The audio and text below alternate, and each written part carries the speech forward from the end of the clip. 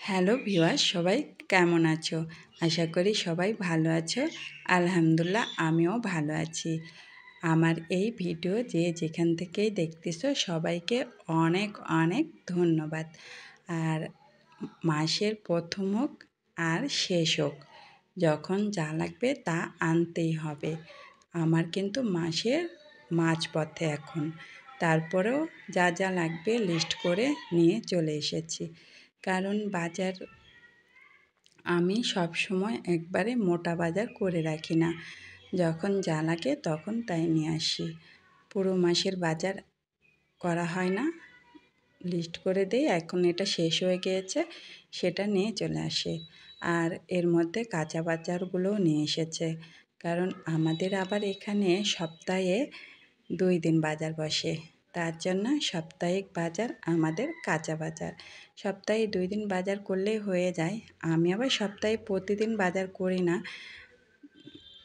1 সপ্তাহ বাজার করলে আমার 2 সপ্তাহ চলে যায়। কারণ আমার কাঁচা বাজারটা একটু কম লাগে, কারণ আমরা সদস্য সংখ্যা কম, মোটেই 3 জন মানুষ, তার জন্য আমার অত সবজি বাজার মাছ অনেকটাই কম লাগে।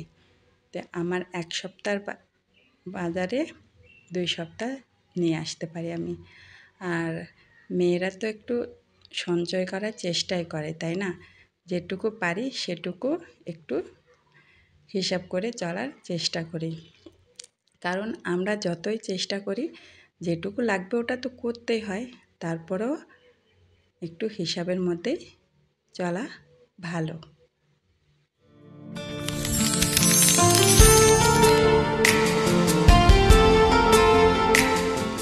ওর আব্বু আবার আজকে একটা ট্রেনিংয়ে গিয়েছিল। ট্রেনিংয়ে গিয়ে আসার সময় একটা পোলাওয়ের প্যাকেট নিয়ে এসেছে। সেই প্যাকেটের মধ্যে ছিল একটা বিরিয়ানি, একজন খাওয়ার মতো, আর একটা ডিম, আর মুরগির 1 টুকরো মাংস।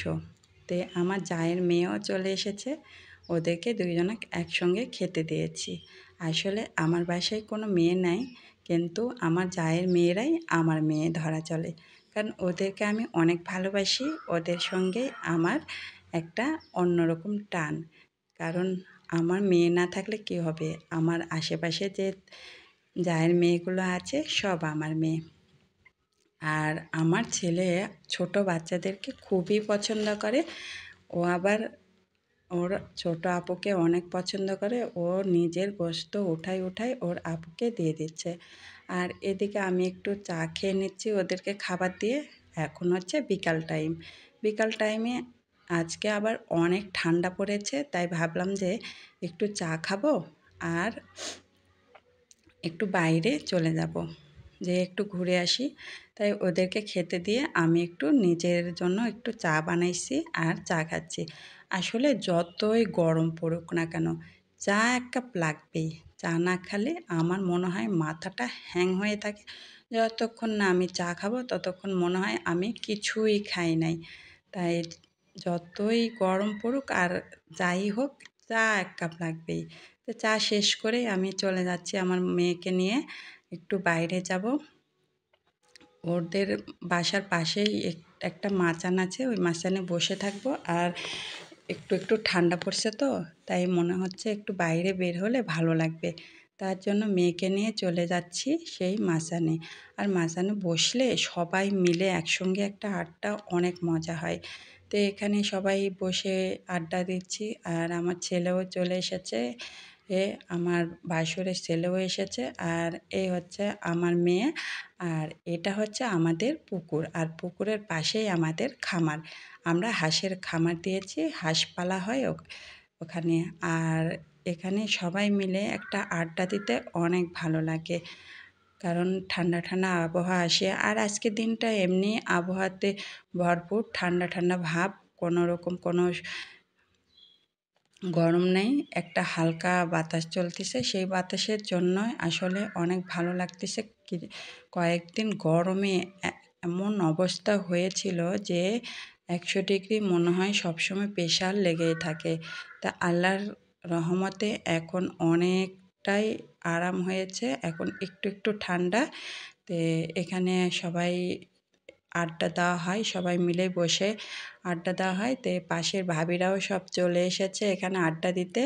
আর আমাদের পুকুর পাড়ে বসে আসলেই একটা অন্যরকম আনন্দ, কারণ এখানে সবাই মিলে বসে একটা আড্ডা দেওয়া হয়।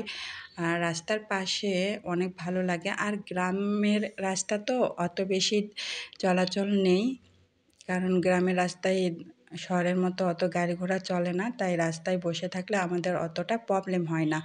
আর আমরা সাইডেই একটু বসে থাকি।